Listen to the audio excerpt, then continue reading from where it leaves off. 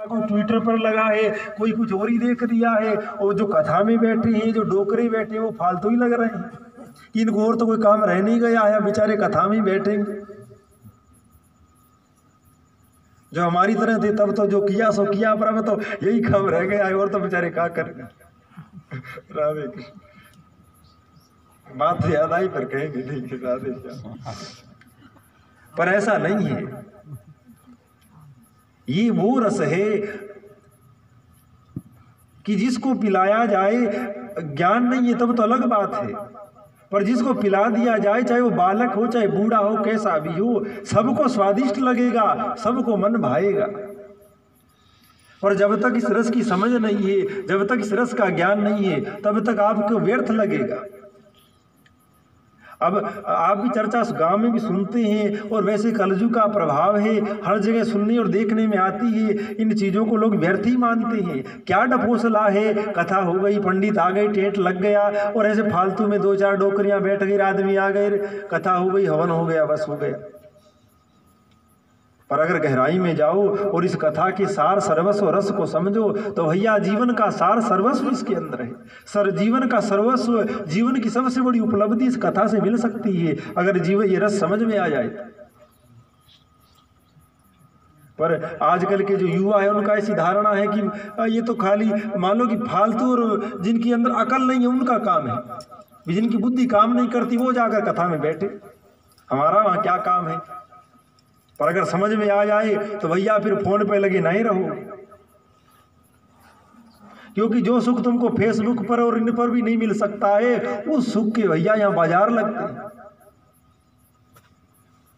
क्या महाराजों के पास फोन नहीं होते हैं? क्या महाराज लोग, अरे आप तो ना कोई अंग्रेजी जानते ना कुछ और जानते, ऐसे ऐसे महात्मा हैं कि भैया 40-40 भाषाएं उनको कंठस्थ रहती है। उर्दू में बात करो तो उर्दू में बोल देंगे, अंग्रेजी में बात करो तो अंग्रेजी में बोल देंगे। और भैया आप तो कोई 15,000 का ले आते हो कि 20,000 का ले आते हो, महाराज चाहे तो 1,51,000 का आईफोन ले आए। पर उनको पता लग गया है कि इन चीजों में रस नहीं है, स्वाद नहीं। पता लगा तभी तो महाराज बने और इस रस की पकड़ कर। पर कुछ क्षेत्र में जाने, कई जगह जाते हैं तो बड़ा अच्छा लगता है कि बूढ़ों से ज्यादा नौजवानों की संख्या होती है। कहीं ना कहीं उनको इस रस की समझ पड़ती है, और अगर ये रस जीवन में आ गया तो आप ग्रस्त में भी रहोगे तो आनंद में रहोगे।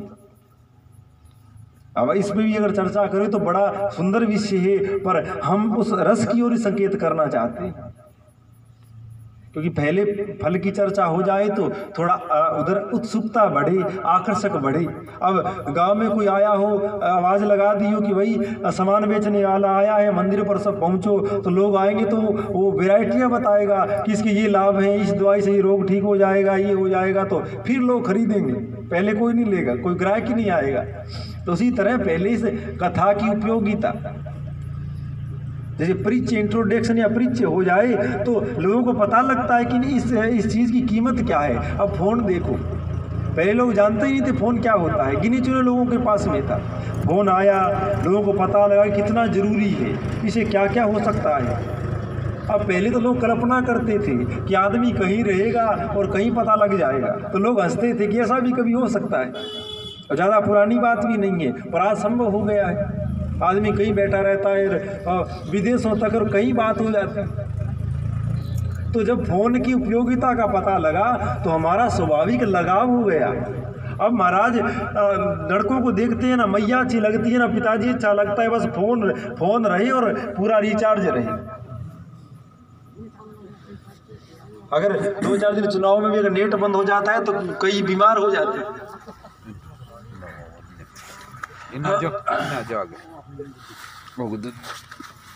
तो कहने का भाव ये है कि कोई भी वस्तु का, कोई भी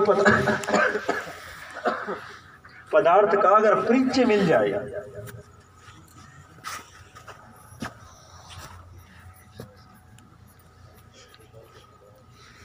कोई भी पदार्थ का अगर परिचय मिल जाता है और उसकी उपयोगिता का पता लग जाता है तो उस चीज से व्यक्ति का स्वाभाविक लगाव हो जाता है।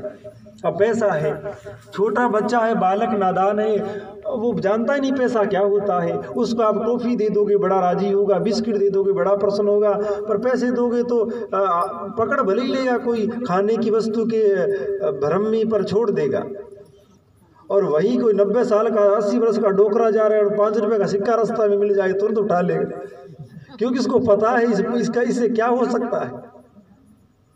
भले 5 रुपये ज़्यादा हो तो 1 रुपये भी पड़ा होगा तो वो भी उठा लेगा।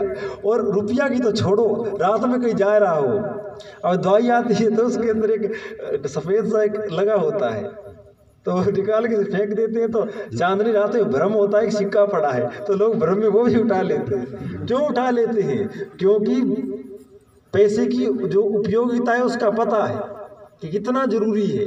उसी प्रकार भगवान का और उस रस का अगर परिचय हो जाए कि ये रस क्या है, इस रस से क्या हो सकता है, क्या मस्ती इसके अंदर है, तो फिर स्वाभाविकता से इधर लगन हो जाती है, व्यक्ति लग जाता है। इसीलिए पहले परिचय और भूमिका की आवश्यकता होती है कि भूमिका से कोई बात कही जाए तब बात थोड़ी समझ में आती है, अन्यथा कथा तो हो ही रही है। राम जी के जो चरित्र है, भागवत का जो चरित्र है वो कही रहे हैं, आप सुन ही रही हैं, पर पहले उस रस का परिचय हो जाए, रस की जानकारी हो जाए तो फिर आसानी होती है।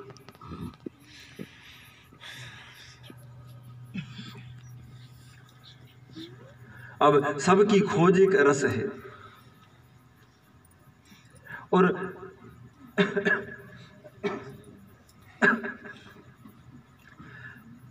भ्रमित जीव, भटका जीव चाहे कहीं जा सकता है, उस रस की खोज करते हुए वो कहीं पहुंच सकता है, पर जो जाग गया है, जो जगा है, वो केवल उस रस को भगवान के चरणों में खोजता है।